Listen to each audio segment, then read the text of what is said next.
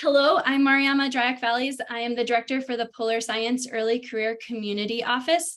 For those of you who don't know, PSECCO is a national level office supporting polar scientists who are early in their careers. And we do things such as community building, professional development events like this one, offer funding and more. And PSECCO is hosted at the University of Colorado Boulder within the Institute Series and InStar. And we're really excited to be putting on this event today with NSF and the Office of Polar Programs. The idea for this came out of conversations with early career scientists wanting to know how to better navigate funding systems, and also from NSF and the Office of Polar Programs being really keen to share removing barriers of entry to information for how to navigate the system with polar scientists. So thank you all for being here. And today on the call, we have with us Lori Powell and Michael Douglas. And Michael will be your go-to for tech support, and they'll be helping everything run smoothly in the background. So if you run into any bumps along the way, you can direct message on Zoom Michael. And they are both colleagues of mine from Series Education and Outreach at the University of Colorado Boulder. We also have a whole lot of NSF program officers, program managers on the call today, and we'll be introducing them a little bit later on. But if you could give a wave and show who you are to folks on the call, that would be great. PSECCO supports polar scientists in locations across the United States with research focused on both poles and in high alpine regions across the world. And we acknowledge that much of the science that takes place on unceded traditional territories and ancestral homelands of Indigenous peoples, and that some of that science done in those locations have historical roots in colonialism. And with this land acknowledgement, we celebrate the many contributions of Native peoples to our understanding of the polar regions and recognize the sophisticated and intricate knowledge systems that Indigenous peoples have developed and continue to develop in relationship to their lands. At the core of PSECCO is inclusion, and we expect all attendees will adhere to PSECCO's community guidelines, which Lori will be posting a link to in the chat when interfacing with others on the call. I'm going to just show you a brief outline of what we'll be doing today. So welcome. We're doing introductions and welcome now. We'll shortly be hearing an overview on the NSF and Office of Polar Programs from program officers on the call. I think Alan Pope will be doing the brunt of the presentation, but others will be piping in. And then we'll transition about 45 minutes into small group discussions in breakout rooms. Again, I guess before we hop into it, if NSF program officers on the call could use the raised hand function so folks can see who you are and where you are, that would be great. And I'll hand it over to Alan to kick off the presentation. Great. Hi, everyone. Thanks so much for being here, and thanks to the PSECCO team for hosting us for this conversation. Like Mariama said, I'm Alan. I'm a program officer in the Office of Polar Programs, working in both Arctic and Antarctic on polar cyber infrastructure things. But I'm going to start off with a general presentation that gives you a bunch of info about NSF and the Office of Polar Programs. My program officer colleagues here who have had their hands raised, I invite all of you to add things along the way. If you have things that you would like to add, feel free to use that raised hand function, and we can give you some time. Also, if folks have kind of quick clarifying questions, please feel free to put those in the chat, and some of my program officer colleagues will be able to answer those in the chat while I'm giving the presentation.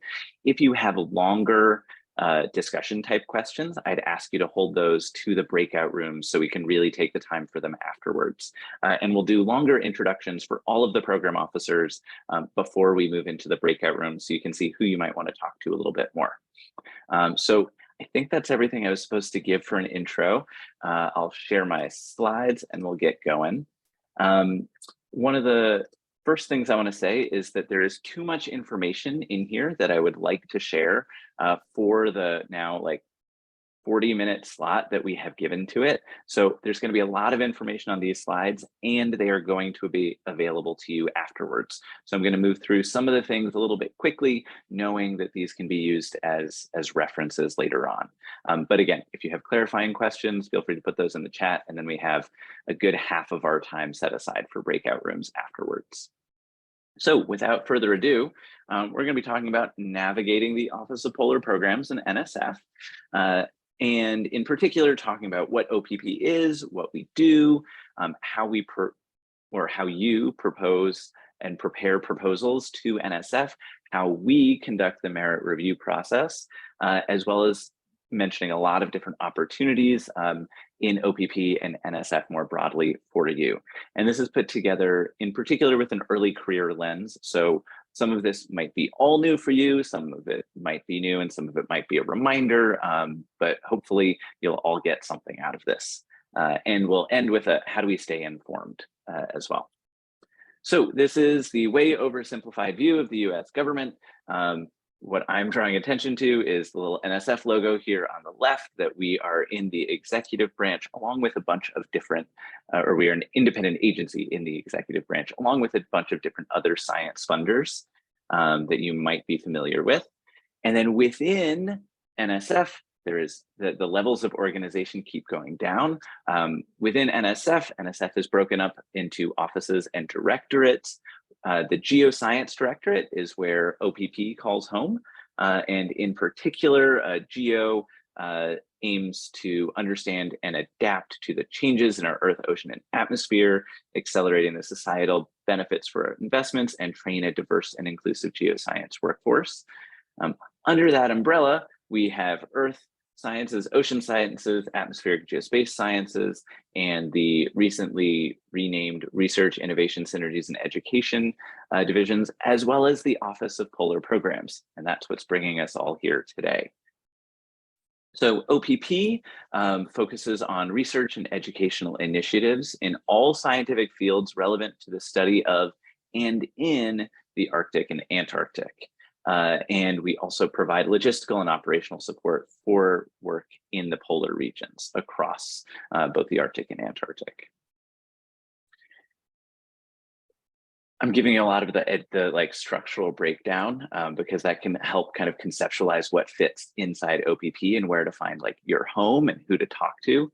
So within the Antarctic and Arctic Sciences divisions, we have the Antarctic research programs, Arctic research programs, and then some research programs that cut across both Arctic and Antarctic. So within Antarctic, you can see that, well, both of these now, we're kind of thinking of interdisciplinary homes for science with some expertise that each of us program officers have. It is in conversation between us program officers and you as potential principal investigators to figure out where a proposal might live, where the best fit is. And these are kind of up here as a bit of guidance to give you a start of an understand of a structure. And we hope you understand some of these as kind of fuzzy boundaries because we can think about co-funding and co-review and all that sort of stuff. So one question that we get really quickly right off the bat, and so I want to address it really quickly right off the bat, is about fieldwork. And especially as early career researchers, we know people are really excited to get out there, get field experience, do fieldwork, become more established in your fieldwork. And one thing we really want to emphasize is that you don't have to do fieldwork to be a polar scientist in NSF size. Fieldwork is great. We support a lot of it. And it's not the only thing that we support. So we encourage our researchers to be realistic about timelines, delays, and goals. We encourage you to work up in size and scope of the sorts of field science and fieldwork that you are proposing. Think about managing your career kind of like managing a portfolio of science, right? With a diversified mix of fieldwork and non-fieldwork. We are encouraging consistently non-fieldwork based proposals, and we have different Dear Colleague letters out to that effect. And so I'd encourage you to check out the latest information from OPP. There was just a Dear Colleague letter released last month, in particular focused on future fieldwork in the Antarctic. And if you're not familiar with Dear Colleague letters, I'll get into that later, but basically it's a way for NSF to send a letter to you, our dear colleagues. So it's an easy way for NSF to put information out to the research community. So yeah, there is support. I want to end by saying on this topic, there is support for fieldwork, both in the Arctic and in the Antarctic, whether it's through the US Antarctic Program or through Battelle. But carefully, it's important to carefully consider what is covered is included, what isn't, and that's when you can get into future conversations with your POs. Cool.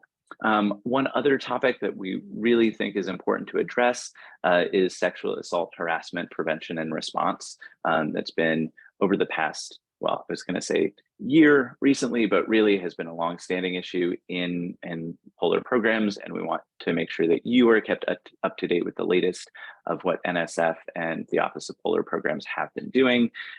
So on the Antarctic side, we want you to know that there is a confidential advocate on and off ice for your access. NSF has instituted more reporting and helplines in place. So there is an Antarctic helpline in place now, and you can also find or request and report further support via Safer Science at nsf.gov. So yeah, in the Arctic, there is also support and increased requirements in terms of safe and inclusive working environment plans. Building on what I've said so far, we want to make sure that you also know there are a lot of different resources out there that NSF supports. You will already be familiar with PSECCO, for example, but there's lots of other places out in the research community where you might be able to find data, you might be able to find instrumentation, you might be able to find out information about what other research is going on.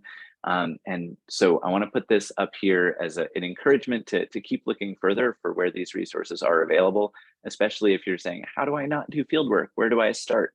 A lot of these resources can be out there and available for you to explore. And I'm seeing there's a couple things in the chat and I want to make sure I'm not missing anything. Okay. So I mentioned the RISE division before that kind of cuts across geo. And I'm mentioning it because it's another potential place where polar research can be supported because it cuts across all of the different pieces of geo, whether it's earth science, ocean science, atmospheric science, polar science, and it's the things that are fitting within RISE, or it's kind of seeing itself as an innovation incubator, focusing on broad climate topics, cyber infrastructure topics, education, diversity, equity, inclusion, partnerships, as well as encouraging collaboration in other places across NSF. So hopefully you'll be seeing more information about RISE highlighted through OPP in the future as well. Okay, so taking a step back from all of that to say, how do you figure out where you fit? How do you find out more about NSF and how do we think about proposals? The first place that will direct you is the NSF website. And there's a lot of great information on the NSF website. For example, you can follow up on particular focus areas. You can see Arctic and Antarctic are highlighted there as well, in addition to other disciplinary areas. You can also look in areas to, say, find funding. And if you can search funding opportunities, and you can also search for funded projects. So you can see where particular awards have been funded in the past. You can see what's been funded under certain programs, where similar sorts of science have fit in the past, and hopefully help you find where your science might fit in the future. So what if your program, or what if your project rather, fits in 2 or more programs? That's great. So much of the science that NSF supports is multidisciplinary, whether it's across OPP, across GEO, or across NSF. We, as program officers, are committed to trying to find the best home for any proposal that's submitted. We want to find a home for any of the good and great ideas that you have. And so that's why we do things like co-review and co-fund. There is this perception that co-review, when I say that, I mean a proposal gets considered by multiple programs. A lot of people think of that as kind of double jeopardy, like, oh no, it's an opportunity for 2 programs to say no to it. And I'd encourage you instead to think about it as 2 opportunities for programs to say yes to it. Statistically, projects that, or proposals rather, that are considered for co-funding are funded at higher rates than in single reviewed programs. So don't let that deter you, but do your homework and reach out to your program officers. So if you have this sort of question, contact your program officer. And when I say program officer, program manager, program director, we all use them to mean the same thing. But the point is, you can reach out to your program officer saying like, hey, I have this idea. Here's a short summary. Maybe there's a one-page summary, no more than that. And say, is this a good fit for your program? Do you think that it might fit in your program and other programs across NSF? So we want you to encourage to have those conversations so we can be ready to provide your proposal with the best review possible. On the NSF website, you will also find this document, the PAPPG, some people call it the PAPG. It is the Proposal and Award Policies and Procedures Guide. And yes, you did just see me look sideways at my other screen because I never remember what the acronym stands for. What's important to remember about it is that this has the answers to so many of the questions that you have and so many of the questions that you don't know that you have yet about what goes into preparing a proposal and what goes into managing an award once you have a successful award. So it provides guidance to you on who can submit proposals, what's allowed in the budgets, formats and required documents, how will your proposal be reviewed, and on the negative side, things that might cause your proposal to not be reviewed and sent back to you so you can be aware of those sorts of things. Another place for you to find a lot of information is a solicitation. So you might be familiar with these. It will have information about a deadline or a target date. It will have information about what fits within a particular solicitation.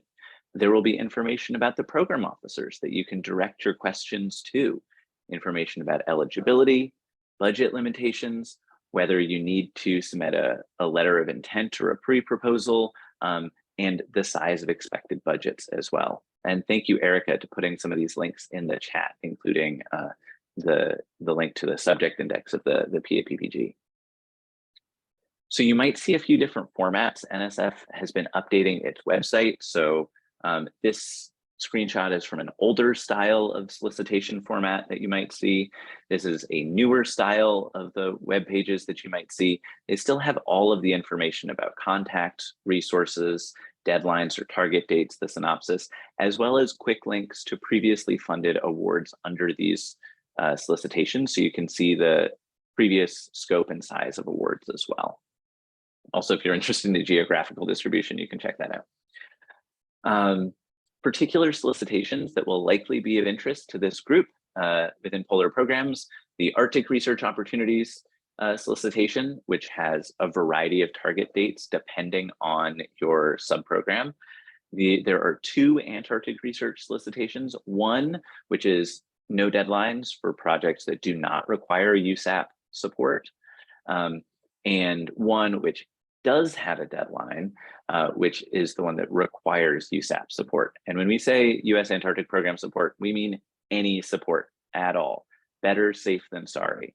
That's a once a year deadline. We ask you to submit a concept outline, a short document that gives us an idea of the sense of scope of support that you'll be needing by the 15th of January. And then the proposal is due on the 1st of June. There are lots and lots and lots of other co-sponsored solicitations across the foundation, whether it's in cyber infrastructure, open science, climate science, engineering technologies, and other particular subject areas. So again, you can see lots of those in the NSF funding search, and you can see the ones that OPP leads as well as participates in. So, and once again, if you are not sure where your ideas fit, and you have that sort of question, write a one-pager and then send it to your program officer. Part of the reason that we have so many program officers who are excited to talk to you in these breakout groups is that we want you to know that we are real people and we love to talk to you about your ideas.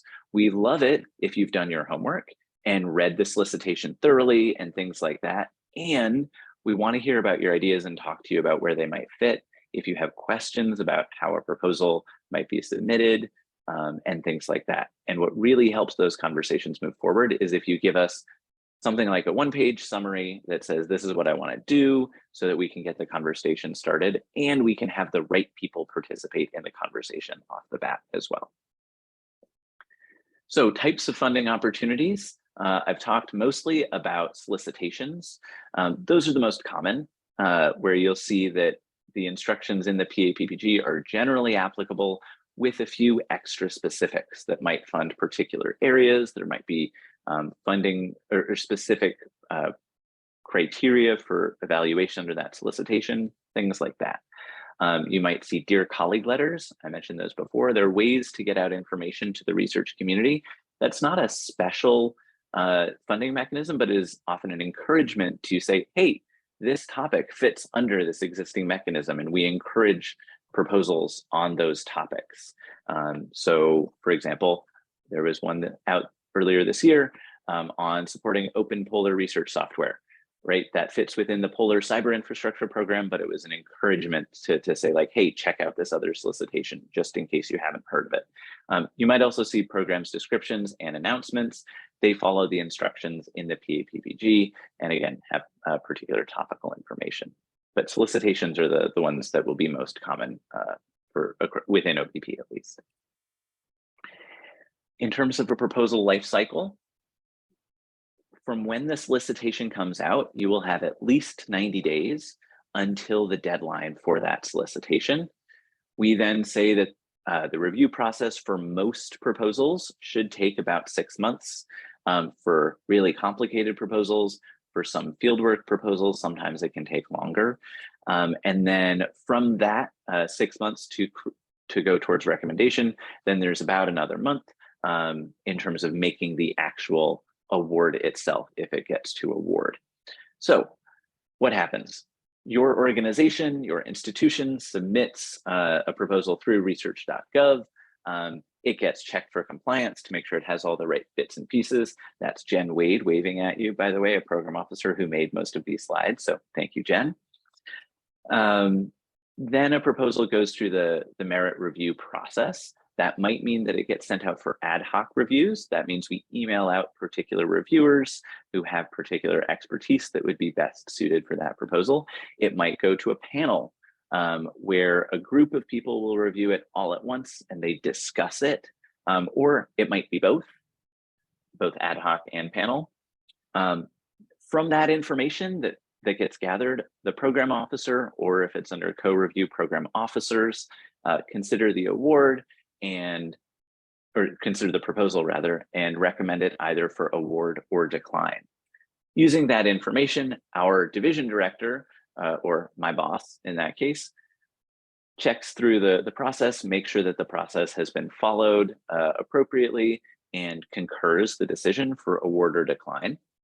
At that stage, you, the PI, will get back information and access to the reviews, panel summaries, and program officer comments, so that whether you get an award or a decline, you get feedback to hear from your peers who did the review, what really made sense, where there might be room for improvement, whether you're getting funded or not. So if you get awarded, or recommended for award, it goes on to the Division of Grants and Agreements. They're the ones that can actually make the award to the institution, and then the money goes back to you. And again, I'll just encourage you, whether it's an award or a decline, please consider that feedback that you get, whether it's to figure out the best way to implement your now funded proposal, or whether it's to revise and potentially resubmit down the line. Want to encourage you to keep track of the calendar. I've given you a sense of what the NSF calendar is, but on your side, each institution will have their own internal deadlines for getting things together before the official NSF deadline, and you really don't want to miss those. Please do start well in advance of the deadline. We encourage you to have colleagues or collaborators, both colleagues and collaborators, look at the proposal and give you feedback before submitting. Make sure to leave your grants office enough time to submit the institutional paperwork. This also means that if you get an award recommended, or sorry, a proposal recommended for award, there might be additional materials that need to be submitted or updated at that stage as well. Double check that everything looks right, and remember that deadlines are absolute. On rare individual cases, they might be extended, and keep an eye out for whether things are target dates or deadlines. Target dates have a bit more flexibility to them, but deadlines, the NSF systems shut off at a particular time, and there's nothing that we can do about that. Parts of a proposal, you might be familiar with some of this, but we've got the cover page, that's what it looks like. The project summary, which is the one-page summary of the full proposal. A project description, that's what most people think of when they say a proposal. That has the majority of information about what you want to do, how you want to do it. Normally that's 15 pages, sometimes it's less. So for example, for a lot of postdoc fellowships, it's 10 pages instead of 15. We also request and require a bio sketch, information about current and pending funding support, budget and budget justification to go along with it, data management and sharing plan, potentially a postdoc mentoring plan, other things like that. Oh, and a field safe and inclusive field environment plan as well. A note on fieldwork for budgets. Some costs will be included in your budget. Some costs will be handled outside of your budget. More information is available from solicitations and from your program officers. For the Arctic, it's important to know that it depends on where you want to do work and whether you want to have it considered inside or outside of your budget, depending on how the support is handled. I'll mention that we have Kate Ruck from Arctic Research Support and Logistics, who is one of our program officers here, who will be in, thanks for waving, Kate, who will be in one of the breakout rooms and can tell you a lot more about that from the Arctic side. In particular, on the Antarctic, if you're going to Antarctica, it basically almost always has to be through USAP, the US Antarctic Program, and there's some more set standards on what definitely fits inside or outside of budgets. I'll pause, and since Kate still has her camera on, did you want to add anything specific here, or should we just keep trucking through? Sorry to put you on the spotlight. Yeah, no. I think the only thing I'll put the Battelle. So there's ways to kind of engage with the planners kind of pre-proposal. I think on the Arctic side of the house, we have a website that I'll put in the chat that kind of outlines kind of how to get in contact with the prime contractor for the Arctic and what's required for documentation before you submit your proposals.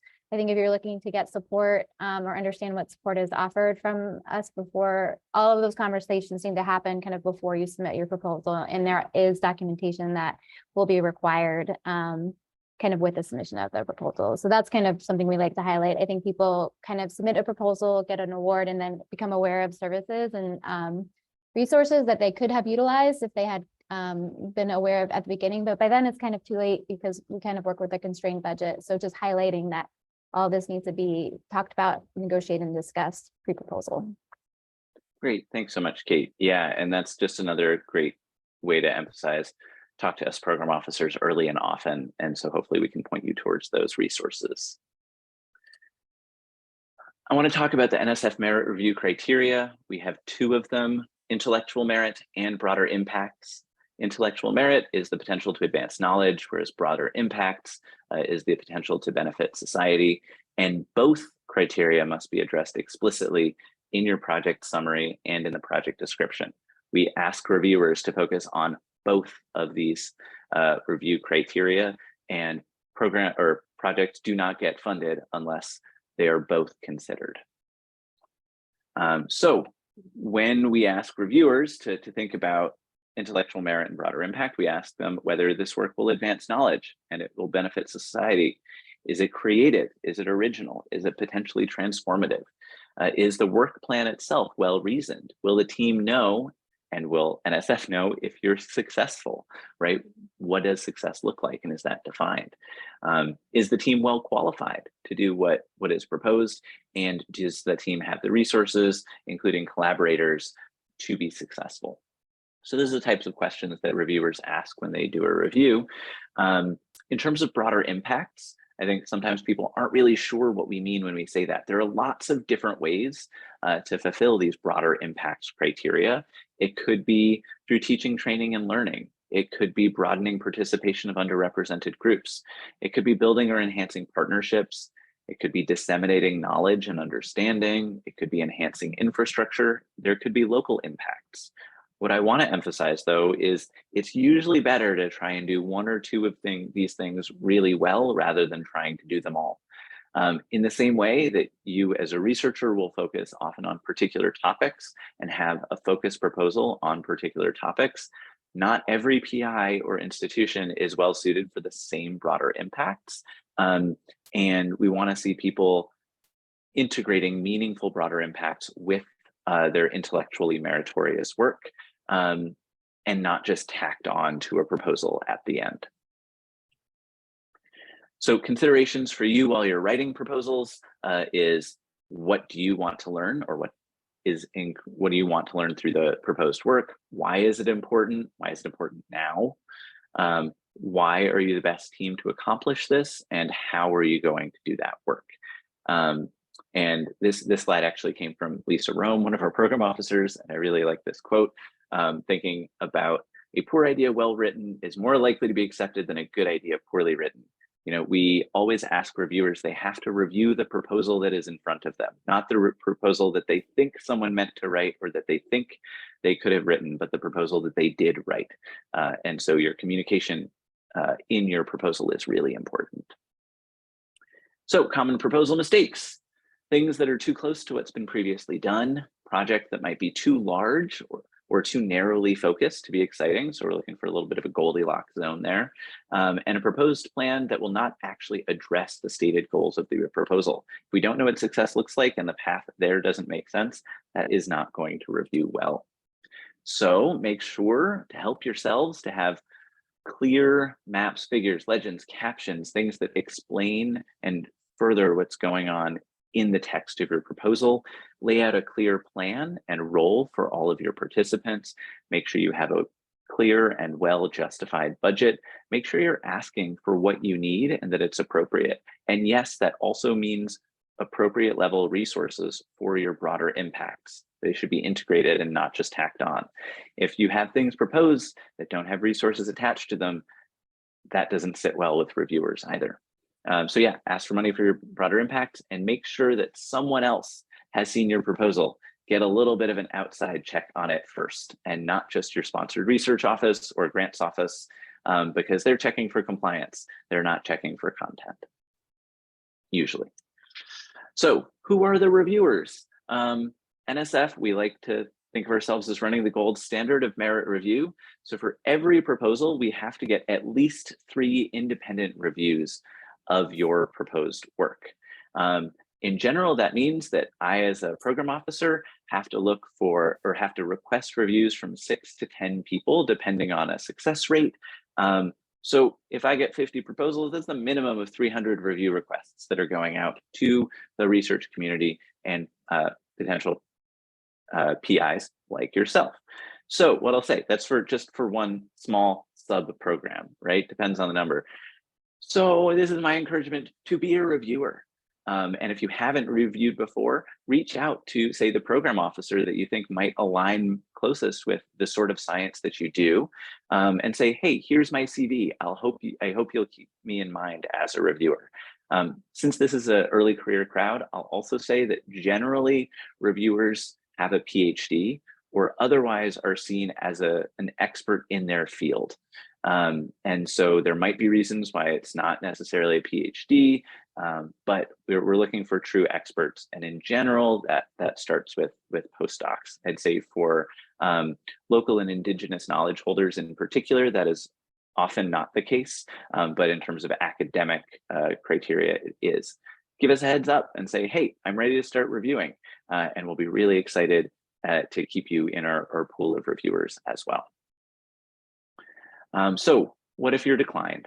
Well, it happens to everybody. If you can't be declined if you didn't submit. So remember, you did a big thing by getting a proposal together in the first place. So don't get discouraged, breathe deeply, read the reviews more than once, get the reviews, put them away for a little while. Don't look at them for a day or two, bring them back, look at them with a clearer head. Identify common themes across those reviews. That's something that we as program officers will also try to help you do, often in our program officer comments. Both the strengths and the weaknesses. You want to see what you should be really keeping and what you might want to change. Don't fixate on the small things and the cranky things. Really, we encourage you to let those go. If they're really bad, then we'll throw them out on our side. And we'd also ask you to consider having a friend or a colleague read those reviews as well, discuss it, and have those conversations with your collaborators and colleagues. And if you're awarded, congratulations. We're really excited to help support your science. Again, read your reviews and summaries. They likely had some useful criticisms and advice for moving forwards. No proposal is perfect.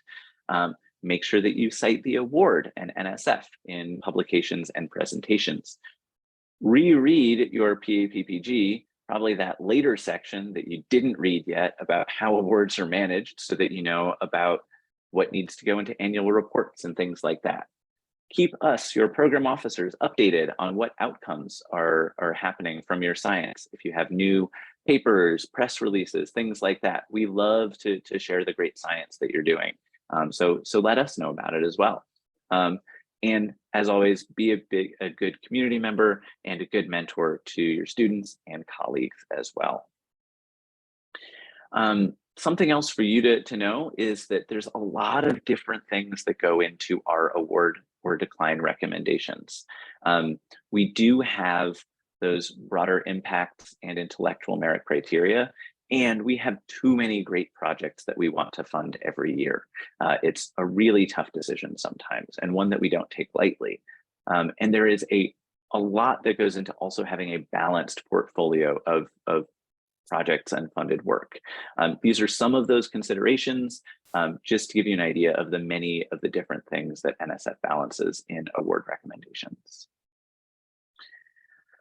There's too much on this for me to go into and read, but in addition to the kind of regular science proposals that you might be most familiar with, there are a range of other proposal types that might fit other types of work that you're like, oh, this doesn't quite fit a normal science proposal. And that might be because it has quick turnaround. It might be because it's high risk, high reward. It might be that there's collaboration with industry. It might be that you want to put together a workshop or something like that. You might say, hey, I need to plan some work and it's too early to write a full proposal, but I need to do that work to get in the planning that exists out there, as well as research coordination and building networks. So this is an incomplete list. I really encourage you to check out these proposal types, which are listed in the PAPPG as well. There's some other nuts and bolts, which if you've never had an NSF proposal, aren't important right now, but I want to put on here in case you recently have your first NSF award or things that you might want to keep in mind for the future. In particular, one, supplements. If you have an existing NSF award, you can request a little bit more money for additional scope additional funds to support work that is within the original scope of the award. So talk to your program officer about that. That might be because you found out about something during the course of the award that allows you to take advantage of more opportunities. But again, it has to still be within the original scope. It also might be because there were some hardships and challenges and additional costs that weren't foreseen that need to be addressed. No cost extensions. Yes, it is also possible to extend the length of your award. The additional time is no problem. The first year is what we call grantee approved. You just tell NSF you're taking an additional year. After that, requests are NSF approved for additional continuation. Again, during the adaptation to COVID, we've seen a lot of no cost extensions, and really, they're really, really common. Award transfers, this is also possible. I emphasize it with early career researchers to let you know that technically awards are made to institutions and not individuals, but awards can be transferred either before or after award between institutions. It's an institutional request that is NSF approved, and so it's going to be handled on an institution by institution basis, just so you know. There are also a range of different proposal types or types of funding that will vary depending on what stage you are at in your career, whether that's as a graduate student, a doctoral student, a postdoc, pre-tenure faculty or early career researcher, as well as a mid-career researcher. So those are listed here on this slide. I'd encourage you to look into it more later and ask us questions about them if you fall into one of these categories in particular. If you're interested in postdocs in particular, here are some deadlines. I'll highlight the OPP postdoc fellowship in particular. Deadline is in February, but because Polar is regional rather than disciplinary, we often see Polar postdocs being funded through some of the other disciplinary programs across NSF as well. Some other cross-cutting programs that you might want to be aware of are things like research opportunity or research experiences for undergrads, REUs that can encourage undergraduate participation in research in your science, international experiences, supplements for non-academic student internships through the intern program. Excuse me, there's also awards for building capacity, whether it's through the phased program, GeoPaths, HBCU, EIR. Again, all of these are written out in full on these slides. And then if you are at a primarily undergraduate institution, you might be interested in the RUI type of awards, research and undergraduate institutions, as well as research opportunity awards that can be either on their own or as supplements to help build research capacity at primarily undergraduate institutions. My colleague Lisa Rome also in particular asked us to highlight the GeoPaths program, which is about the formation of STEM learning ecosystems and increasing the number of students pursuing these degrees through the design and testing of new approaches that engage students in STEM and in particular geosciences. So those programs in particular are about engaging students from historically excluded groups. And there's a variety of tracks that GeoPaths programs or projects and proposals can take, whether that's informal networks, undergraduate preparation, and graduate opportunities. Deadline isn't until February, so I'd encourage you to check out more information in the solicitation itself.